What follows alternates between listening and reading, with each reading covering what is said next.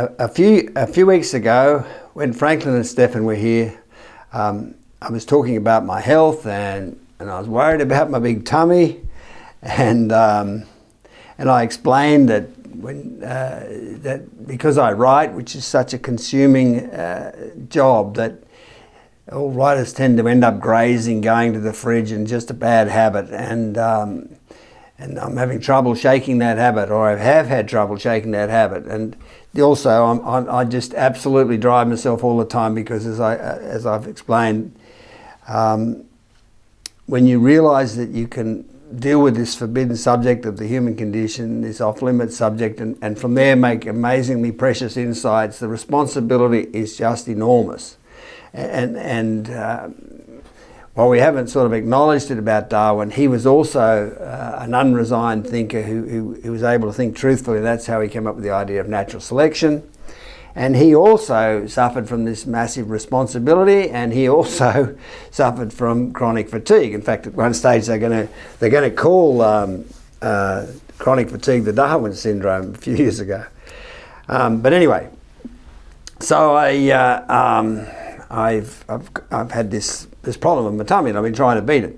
Well, what I want to tell you about is this device called tapping, which I've used, and it's made all the difference in the world.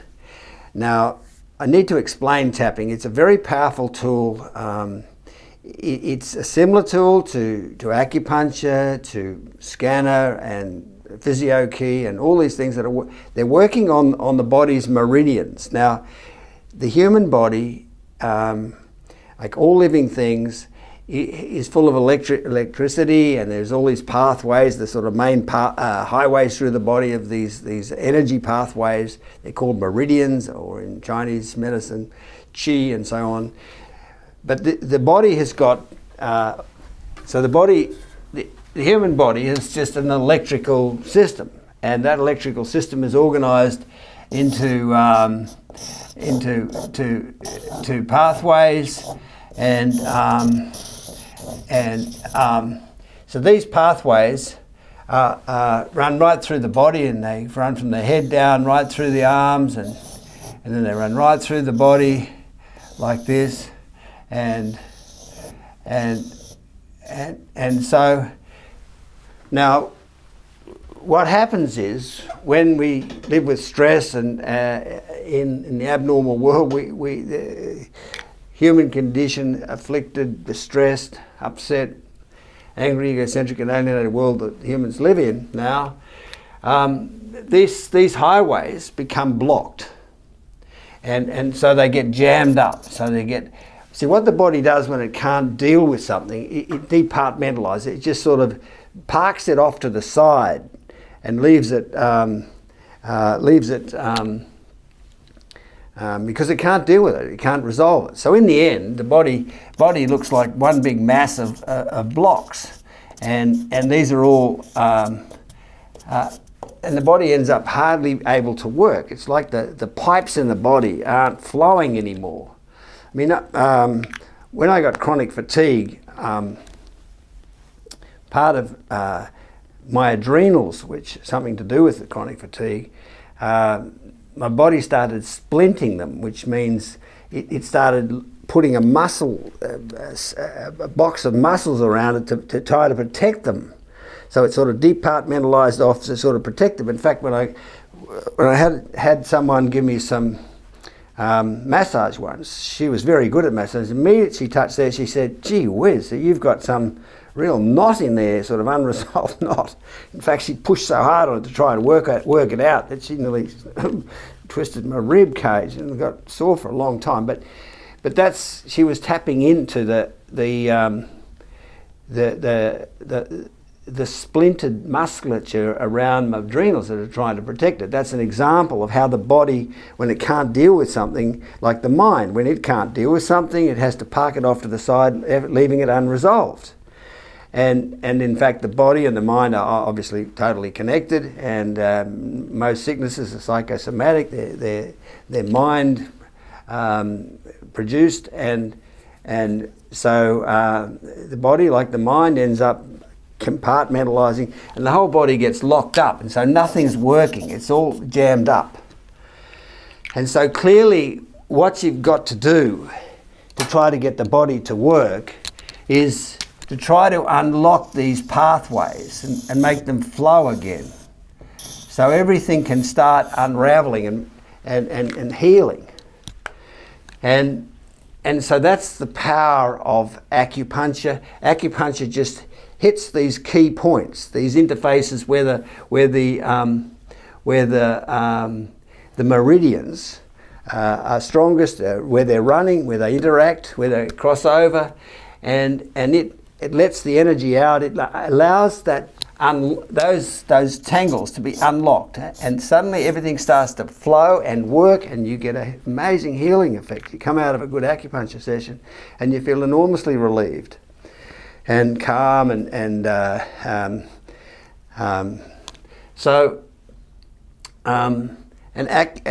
Scanner and PhysioKey, they're working on the same meridians. They're doing the same system. They're sending in very minute currents into the body, which work on these knots and help unlock them, and so the system starts to work.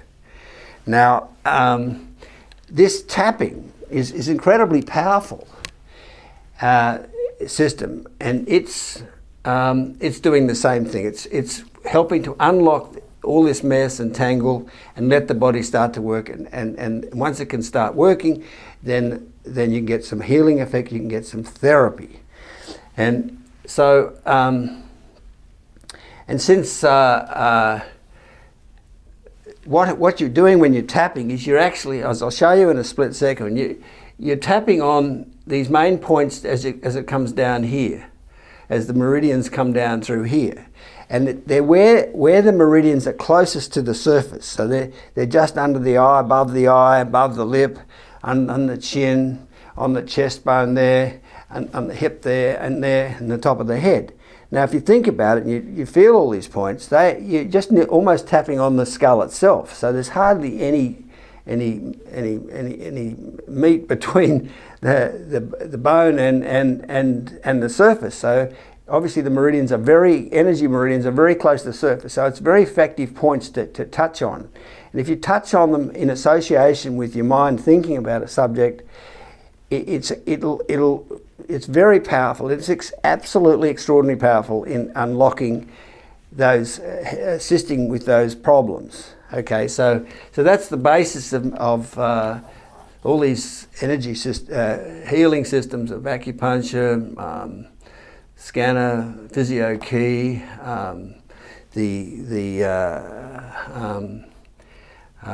and this. So what I want to just show you how much this tapping system worked for me, because I had this tummy problem and it's virtually gone, and that's only 2 weeks of tapping. So it's an incredibly powerful system. So what you do with tapping, I'll just give you a quick demonstration of what I did. So if you have this karate chop to start, and you say, even though, in my case, I feel like eating when I'm tired, I deeply accept this habit and understand why I got into it. So you've got to be into a compassionate frame of mind, which I'll talk about much more about shortly. So you start with this compassionate statement: even though I feel like eating when I'm tired, I deeply accept this habit and understand why it got into happening, why it happened. I deeply accept myself. Okay, so once you've established that, then you can start tapping. So you say, in my case, this is the sequence of tapping you do. You start out here at the edge of the eyebrow, you say, so I'm saying, I feel like eating, I feel like eating, I feel like grazing, I feel like eating sugar. This habit of overeating when I'm tired. I feel hungry. I feel like eating. I feel like grazing. It's this habit I've got that I get when I'm overtired. So I feel like eating. and grazing. I feel like eating sugar. I'm overeating. I just need to rest. And then I start shifting a bit. I say, but I don't really need food because I can't digest it at my age anyway. I don't need to eat. I don't need to eat. And my body is enormously relieved to not be eating. I don't need to eat. My body is enormously relieved not to be eating. I'm not feeling hungry.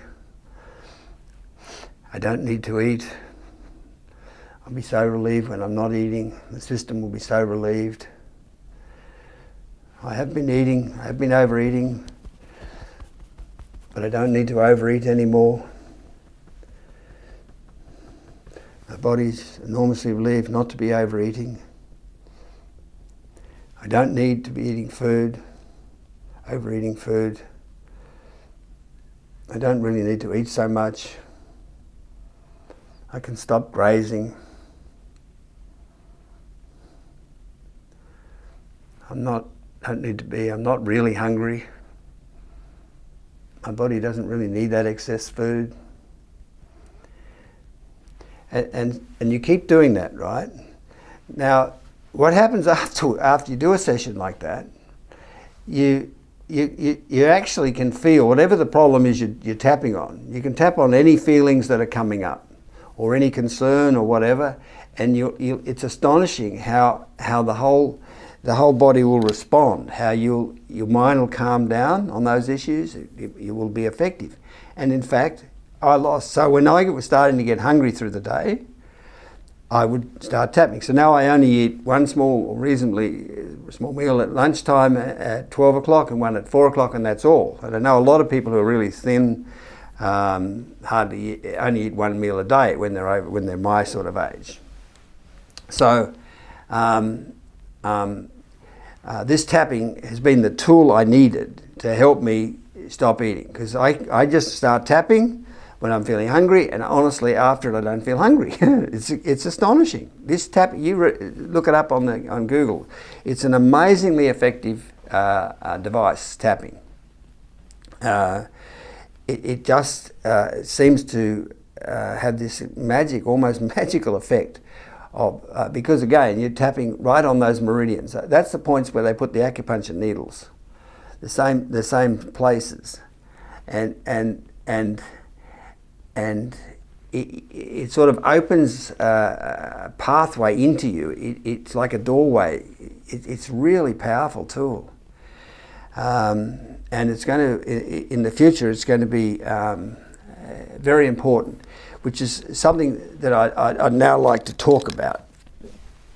I want to talk about the use of tapping in particular, but other forms that I've mentioned of therapy, the value to humanity as a whole.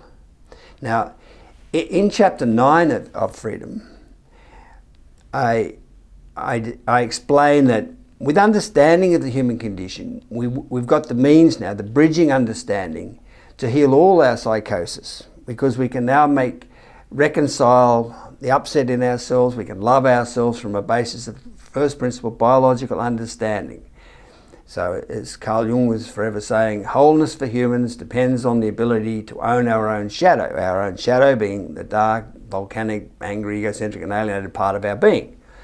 So we needed to own our own shadow, be able to accept it and understand it, love it, bring compassion to our lives, and that is the basis for any psychiatry. Psych means soul, from the original Greek word meaning soul. Iatry means healing, so psychiatry is the healing of our child within, our soul, right? So psychosis is a sort of distressed soul, and I'll talk about that in a minute. But in chapter 9, I explain that while we do have the means now to heal any therapy, because there's no condition of humanity, if you're a murderer or whatever, that you can't find the first principle deeper understanding of and bring compassion to it. And that compassion is what will heal it. It'll make you whole, as Jung said. Be able to understand the dark side of ourselves, make sense of that at last. But then I point out in chapter 9 that healing process is a huge exercise that you can't really attempt in one lifetime. In fact, it'll take many lifetimes to heal the human race using this understanding that we now have. And that in the meantime, it makes sense that we can't try to heal ourselves completely. We have to we can just leave all our upset in a suitcase behind is dealt with, because we know it is dealt with. It is all defended now and it's no longer needed. The upset that got us here, the angry, eccentric and alienated behaviour that was necessary to cope with our lives while we couldn't defend ourselves, we couldn't explain why we had to become so upset. That behaviour is now finished with.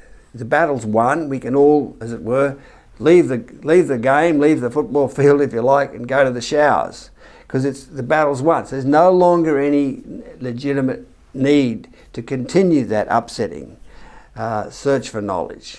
So upset is now finished with. It's played its role. It's no longer valid, and so that's the whole point of chapter 9, explaining how we can leave that behind, transcend all our upset. So it's unresolved. It's still in there unresolved, but we can leave it behind as dealt with. So we transcend that. We become transformed.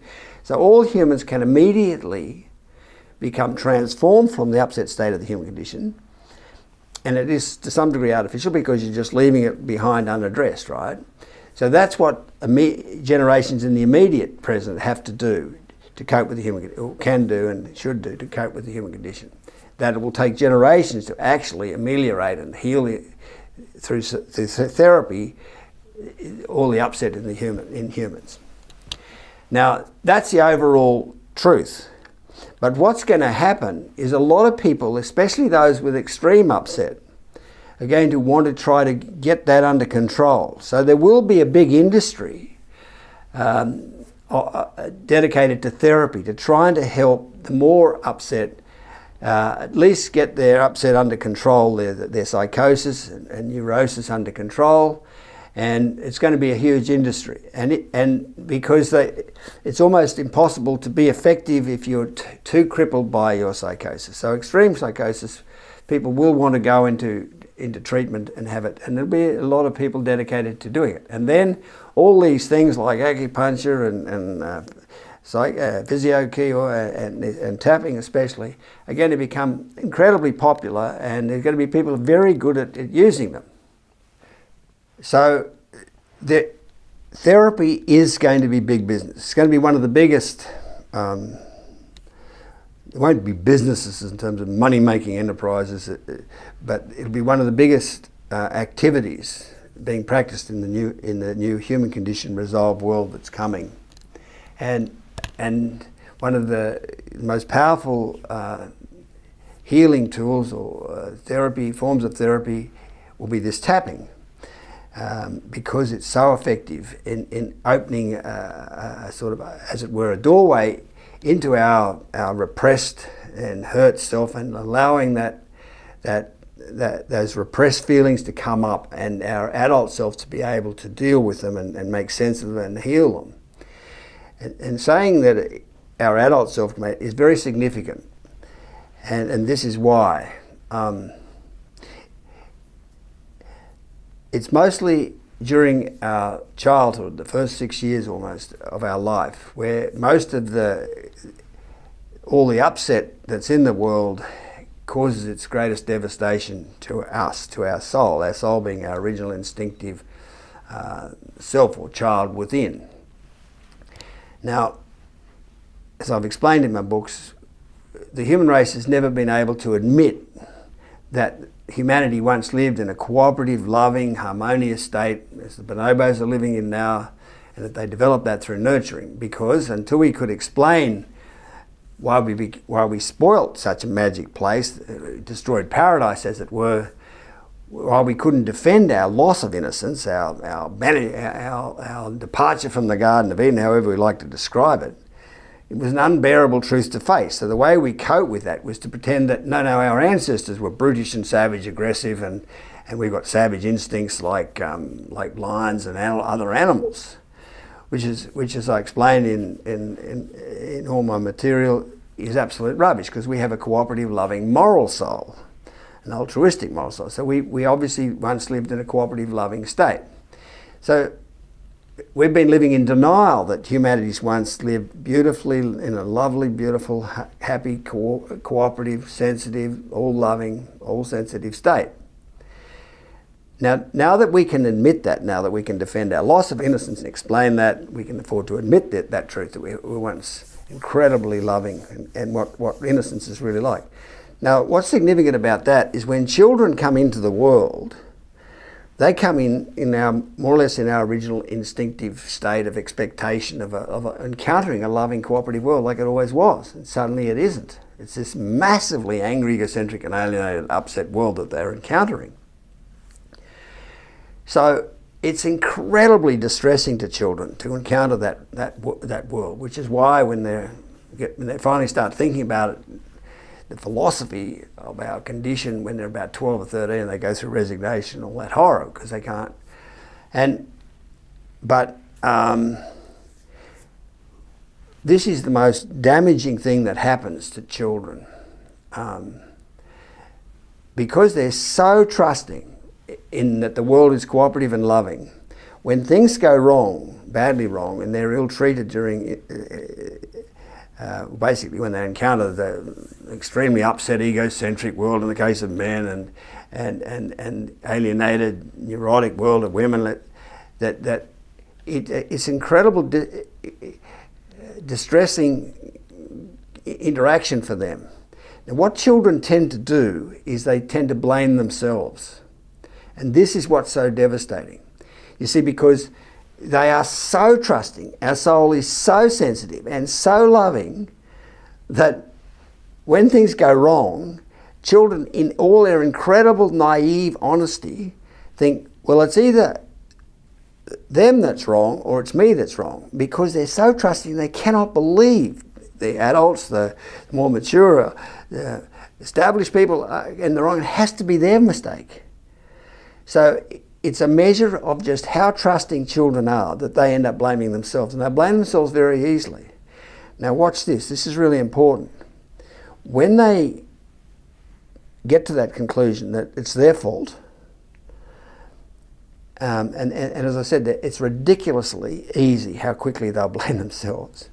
But when they make that realization, then their honesty kicks in again, and they say, well, I shouldn't exist on this earth if I'm that bad, if I'm that evil.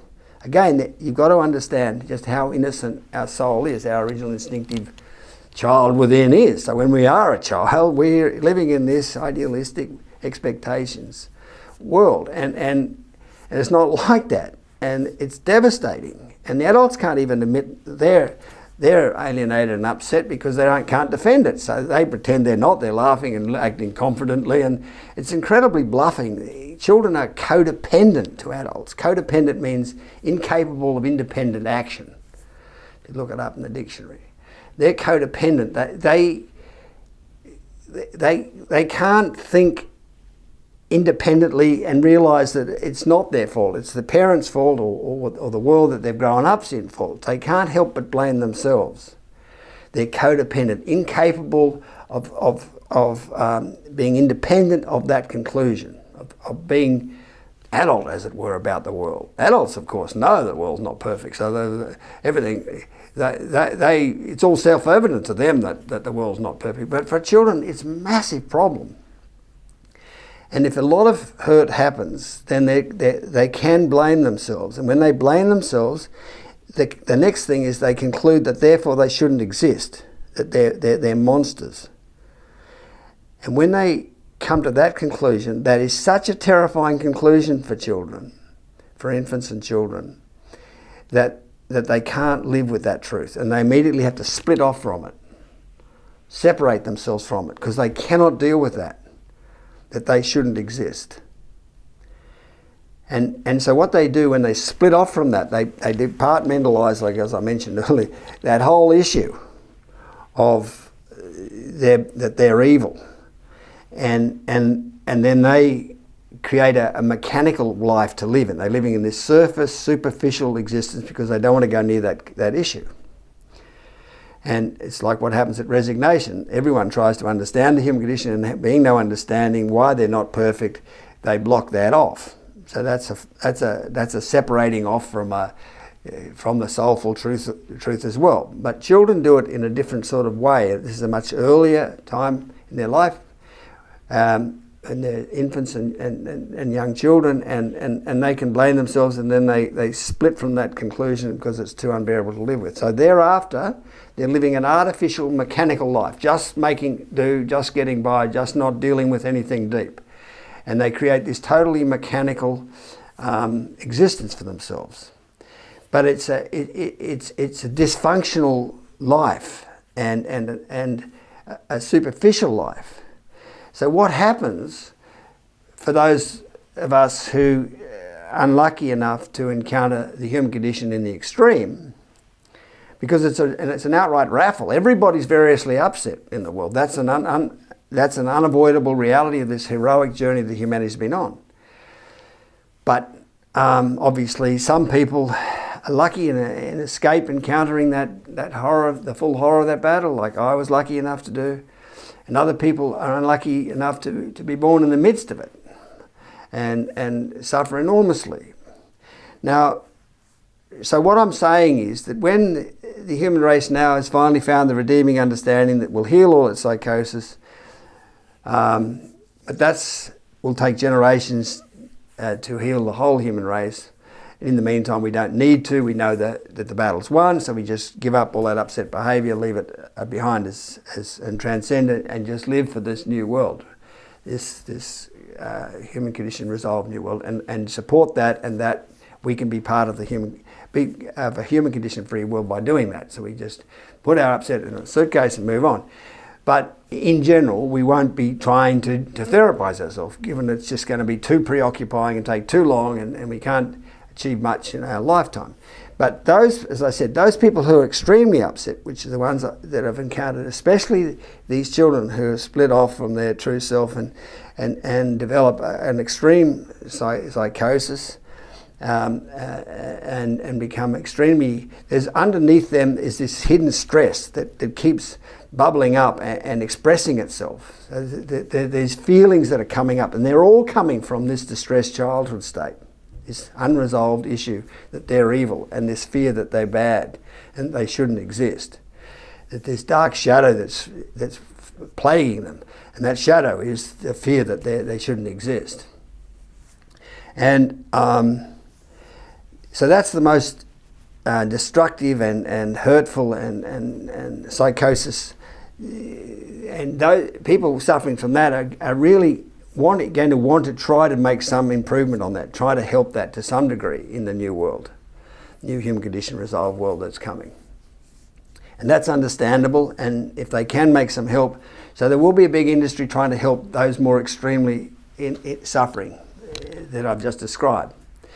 And tapping is a very powerful tool because it opens these highways, these pathways, and allows the feelings to express itself. Tapping is a two-way street. It's like an open doorway.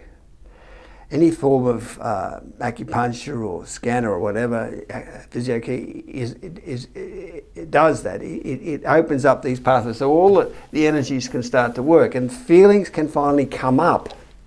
But also the adult understandings that the world isn't perfect, that the children didn't have when they were so young and vulnerable, can flood down from the top. So if I draw a picture, you've got the adult, and you've got the child, and the child's all hunched over, and with his arms around his legs in distress. So there is this child that's got this repressed trauma in its system. And what happens as the child grows up with that trauma is it infects the whole body. It floods the whole body with the trauma. So just under the surface is this trauma that's crippling the life of the individual, right? Now, the adult actually knows, once you become an adult, that the child wasn't evil and is fundamentally good, because they, just through the experience of living on Earth, where you get to understand that the world isn't perfect, that all sorts of, and even though prior to having understanding of the human condition, there was a deep intuition that there would be we one day find the understanding of why this trauma, that it's not we aren't fundamentally evil, that no human is fundamentally bad or evil. And so the adult does have an overview of life that allows it to understand that what the child was deceived into believing, it has a misreading that it was evil, isn't true. But the problem is these red arrows. This has been living. You've been living your whole life with this trauma. It's been infecting your whole being, and every day it's been there. This sort of subliminal terror, and you've lived with it, and you actually become. It floods your whole life. You actually become unable to free yourself from it, because it's just infecting your whole life. It's just under the surface, right? So even though the adult knows that it's not that the child wasn't at fault, it can't reach the child because the child is split off from that.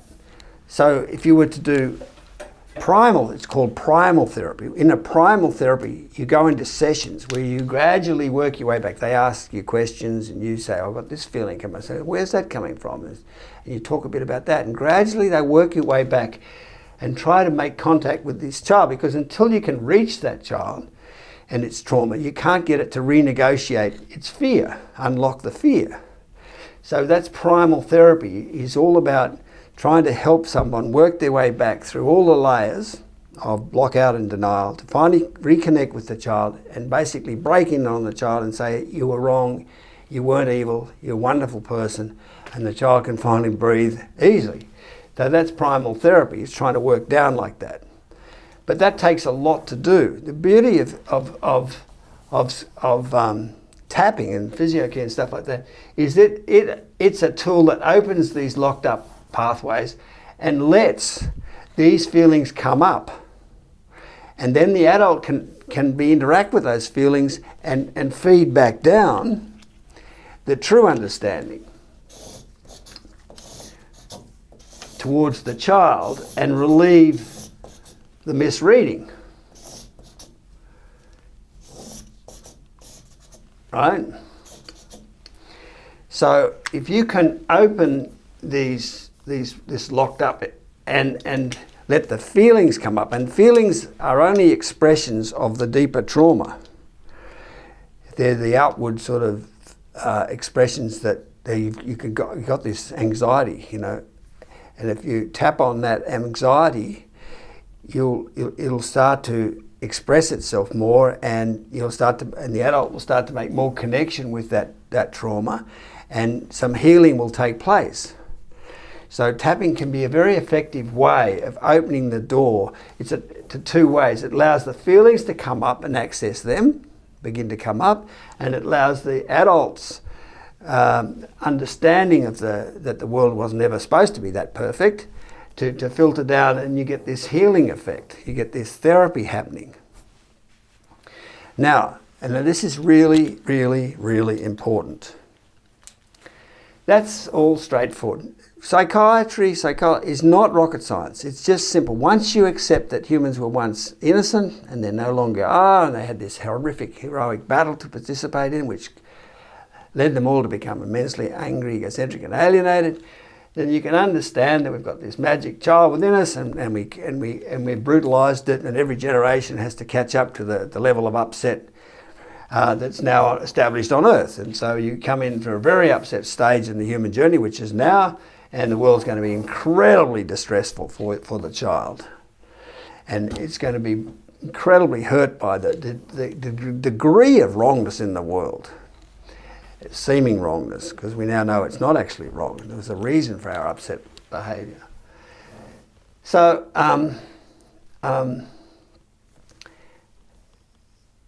good therapy, like really well-managed primal therapy, or really well-managed tapping or scanner treatment, will manage open this doorway of opening the feelings to come up, and the adult to integrate with them, and to get amelioration. Amelioration means kind of making peace, so the two parties sort of reconciled, and you get this healing effect taking place, and the trauma subsides, and more the adult comes in. But this is the important point I wanted to make. When you start tapping on the repressed feelings, in other words, the pain, those feelings that come up can be very powerful and overwhelming, and which makes sense because there's a lot of pain down here. This child was incredibly innocent. The human race was once incredibly innocent. So the wrongness of the adult world is incredibly hurtful to the innocent child. I mean, now that we can understand how innocent the human race once was, everyone, all parents are going to be super conscientious and aware now of the importance of being a loving parent and so on, and trying to give them, protect them from all the mess in the world, and hurt and pain, because we now can acknowledge just how vulnerable children are. But all within under the umbrella that the human race has had to be upset to get where it got to. It's a good thing. It's a heroic state to be upset. So no one's ashamed of being upset anymore. So, but the whole business of nurturing now can gain enormous importance, because, again, the battle's won. We no longer have to go on with the battle. Everyone takes up nurturing and try to help children, the next generation, to come out as nurtured as we can. So there's a huge change of direction from children becoming even more butchered by the second. Over the last 20 years, the amount of alienation that's increasing is just skyrocketing. We're getting this snowflake generation. We're getting children, a whole generation, the Y generation, Z generation, whatever you call them, they're just about paralysed with pain. And that's the end. The terminal alienation is upon us. So this understanding of the human conditions only come just in time. So there's basically a whole generation, all generations from here on until this understanding gets out there, that are going to be almost crippled to the quick, almost totally crippled, and needing help a lot. So they need what I'm talking about a lot. But there's something that's very important, and that is that when you start therapy, it can make things worse, because it can let all the trauma out, and then you become flooded and overwhelmed with trauma and feel, God, I wish I'd never started therapy, right?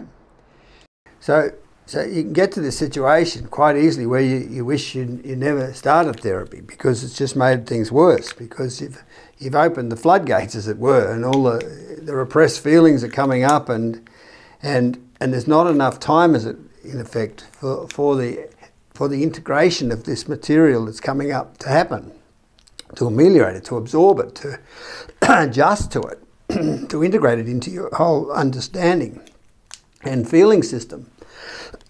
So how do we manage that? Now, this is the key question, right? If we look at this diagram again, you've got two things happening. You've got the trauma from the childhood situation flooding up, and you've got the mature adult awareness of the world flooding down, trying to stop it or ameliorate it. Obviously, if the red becomes excessive and the green not strong enough, then you're in trouble of getting swamped, flooded, overwhelmed by psychosis, by trauma, right? And then you will feel, I better put in the floodgates, shutting this wall off again, not dealing with it. Not allowing it up, not encouraging it to come up and yell and scream, you know. I mean, in primal theory, when you really get it, it's called the primal scream. Janov called it, the great psychoanalyst Janov described it as, his book is called The Primal Scream, because when you finally get in touch with this and you connect with just how traumatized that child was when it believed that it was evil, it screams. And so they have these padded rooms where people doing primal therapy start screaming because they've made contact with the enormity of the misreading, of the pain of the misreading of the child, that it's evil and that it's blamed itself. This thing about child blaming themselves is explained in Freedom in paragraph 988. And how we acquired our unconditionally selfless, loving, moral soul through nurturing is explained in chapter 5 of Freedom. Anyway, so this stuff coming up can be overwhelming if it's not managed really well. And what is the key to management of this? This is what I want to talk about. Obviously, given these two directions, if the red's too strong, you're in trouble. The green has to be really strong. That's the obvious. As I said, psychiatry is not rocket science. Once you understand the elements, we've got this innocent child within us, and then we're living in this massively upset state, everything makes sense. Psych means soul, we're psychotic, we've got a hurt soul. Neurotic, neuron means nerve. Neurosis means the mind's preoccupied with blocking out, so that's a neurotic state, to block out to maintain that cutoff. So there's neurosis and psychosis involved. It all makes sense. These two elements, this instinctive child within and intellectual self, you've got neurosis and psychosis. But anyway, sorry, this coming down is not neurosis. This is talking about the adult understanding. Now what this adult understanding is actually doing is parenting the child. And it's this parenting aspect that's so important in therapy. That the adult takes a parenting role, and it's very hard to do because this trauma has been infecting your life since you were a baby and whatever, or a child, and it's got a huge hold on you. It's your dominant state. So to suddenly become calm and reassuring and trusting for the child within, so that it calms down, is not easy to do because you're flooded with this, habituated with this terror. But that's the trick. You have to be nurturing of the child to help it cope. If you can meet this flood of trauma with a flood, as it were, of love, then the child will cope and you will cope. But it's so easy if you're in a state of, you get frustrated with these pains and you start actually adding to the denial of them and trying to push them down and attack them, the child is going to be more traumatized. So you're getting nowhere. The whole thing will just mess up in a big angry state of distress and frustrated state and hurt state, not necessarily just angry. It's so important that you're able to parent the trauma that's coming up with calm, secure, trusting love. That is the secret. And that's not easy to do, to become that. To become that parent, that calm parent. Every mother knows if her child is in trauma and distress, that to help it, she must be calm and reassuring. So if she can adapt a calm and reassuring demeanour, the child will calm down.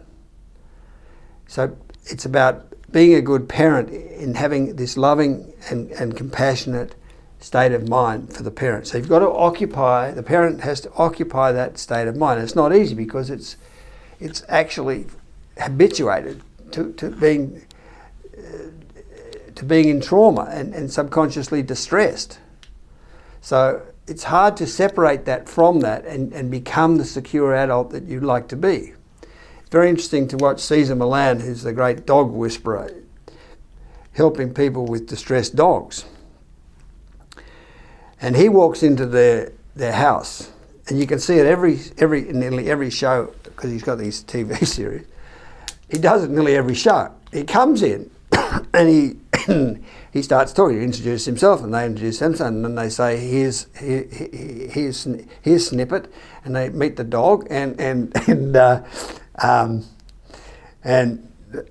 Snippet's, you know, an angry, ferocious little Weimaraner, whatever sort of dog. He's got some, anyway, and Cesar says, "Oh right, so this looks terrible." So, and then they say, "Look, this is where Snippet bit me the other day, and he bit the postman, and it's just we don't know what to do. We're in an absolute tangle about what to do with Snippet," and so you see Cesar, he's actually saying, "Oh, it talks about the dog. Oh, show me Snippet. Oh, right, Snippet." But actually, if you watch enough shows, he's not interested in the dog. He's watching the parent. He's watching the owners, because he's learned that, see, dogs are not like humans. They're not coming from a loving, cooperative state. They're coming from a highly competitive, must reproduce state, where dominance hierarchy is everything. And dominance hierarchy is what gives other animal species, non-humans and non-bonobo species, the ability to live together to some degree, to be social, because in a dominance hierarchy, everyone sort of wrestles with each other, and whoever is the strongest becomes the dominant, and then you get this peck order of who's, there's only ever a war or a battle when someone wants to move up the peck order. Otherwise, it's peace. So you walk into a chook house, everything's peaceful, but I remember seeing a chook twist a leg, and suddenly all the other chooks are on top, because that's their opportunity to move up the peck order. So suddenly at that moment you realise they're all under stress, they're all trying to move up the peck order. So dominance hierarchy is what keeps social animals in some sort of a state of peace. And what happens with humans is they try to love the dogs, because that's the way we became cooperative, through nurturing. They try to nurture the dogs, and that doesn't work. Dogs want dominance. They want to be slotted into a hierarchy, and then they'll find some peace. And while you keep trying to love them, instead of you're letting the dog believe that it's the dominant one and it's not up to it, it'll become a raging lunatic. And Cesar knows all this, subconsciously at least.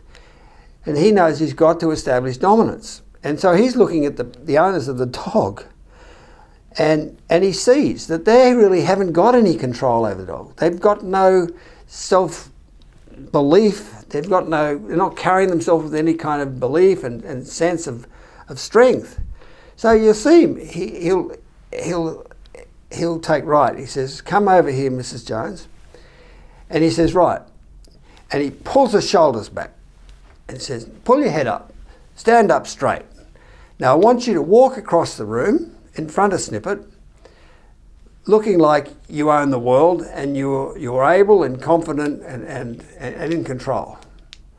And when Snippet starts jumping up to you, wanting the usual smothering of supposed affection, you've just got to maintain your demeanour and focus on your centre core strength and see what happens." And Mrs. Jones does that, and blow me down if Snippet doesn't absolutely fall in line and is calm, and they think it's a miracle.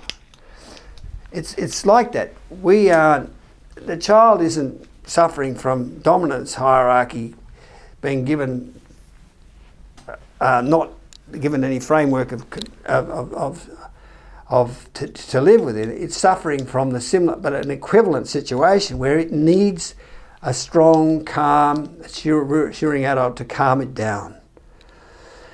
And as I said, all parents know, all mothers know that if the child is distressed, you have to be calm and reassuring.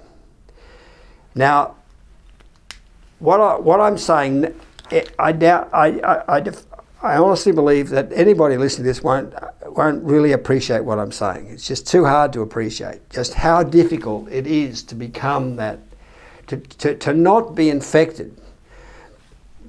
People involved in therapy, I know a lot of them, people who have, because we've got 50 founding members, and they're people I've grown up with and know. They're like brothers and sisters to me, and sure enough, there's a significant proportion of them who've got no different to any group of people in society, who've got lots of distress, and they're trying to deal with that, and I'm trying to help them with that, and they're using tapping, for example, and they're experiencing these problems, and it's not easy for them to adopt this. They know when they can do it, everything starts to work. The child is incredibly responsive to this love. Instead of being denied and get out, I'm sick of you and you just make my life a misery and push you away, you change your attitude and be loving and accepting of the child and say, I'm here for you. I'm here for you. You actually tap on those words. I'm here for you. I love you.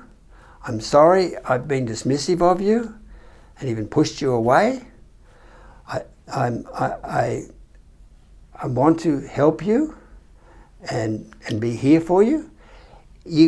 People cannot believe that. It's like a miracle that they actually find that they're actually talking to the hurt child within them. That's how relieving it is, finally to show up. It's as if the child's been there waiting all his life for the adult to come down and help them and rescue them.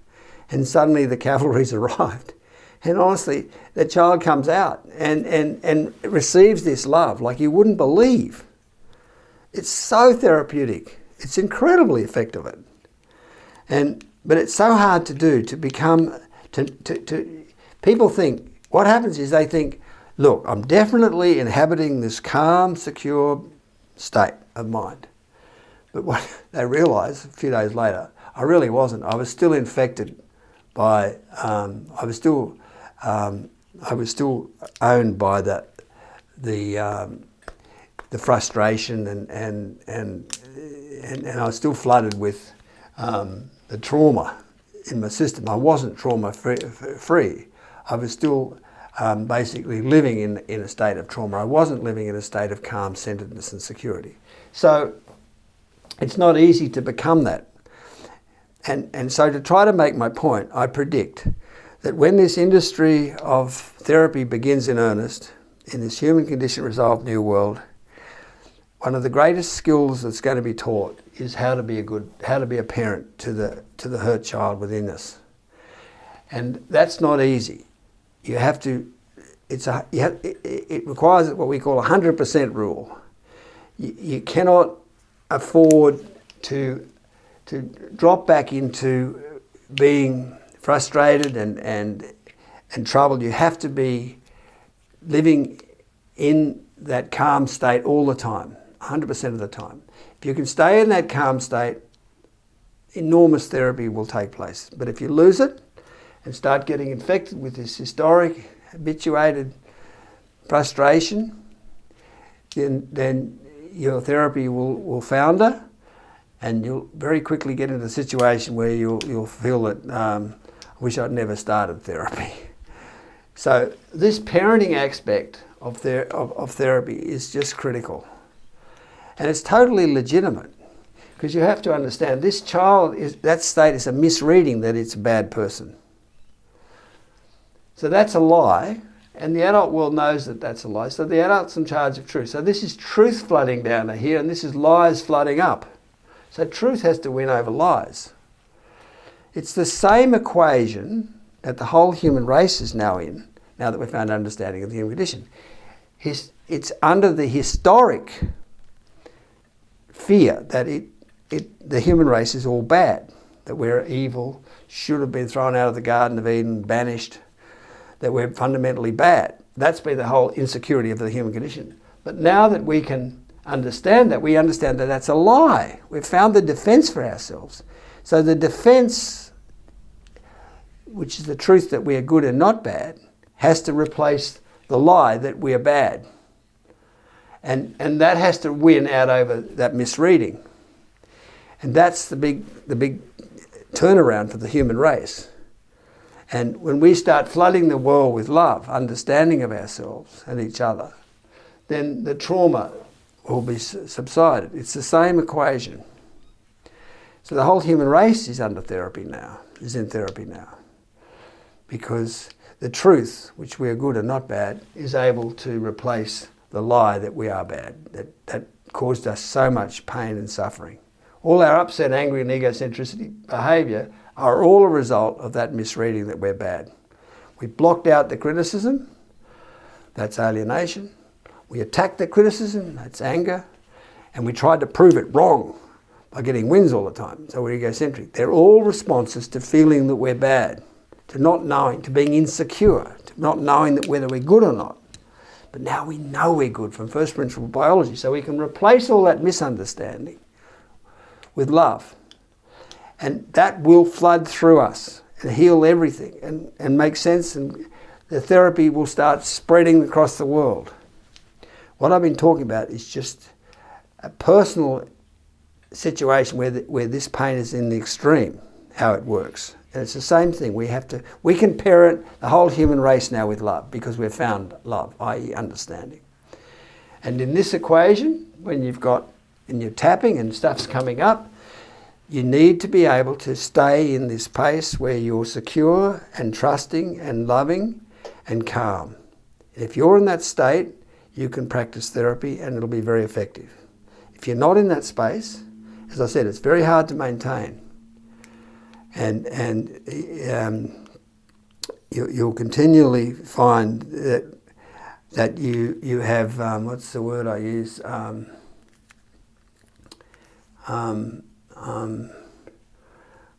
Anyway, that you've been falling for it. You've been falling for the old habits of being angry towards yourself and frustrated and upset and not in a loving state of mind at all. So that has to be changed, and that's not easy to change. But when you teach yourself, it's just the same as when you become transformed. When you become transformed, you leave one way of thinking behind and adopt another. This is the same. It requires the same. It's the same difficulty and the same solution. You've got to leave that behind and take up this state where you now trust in yourself and in the world, and you're holding on to the truth that the child within you is good and not bad, and the healing will be effective. Without it, it won't be effective. So that's just a very simple outline of therapy, psychological therapy. How it all works. It's not rocket science. It all makes sense, but they're the raw description of the principles involved in therapy.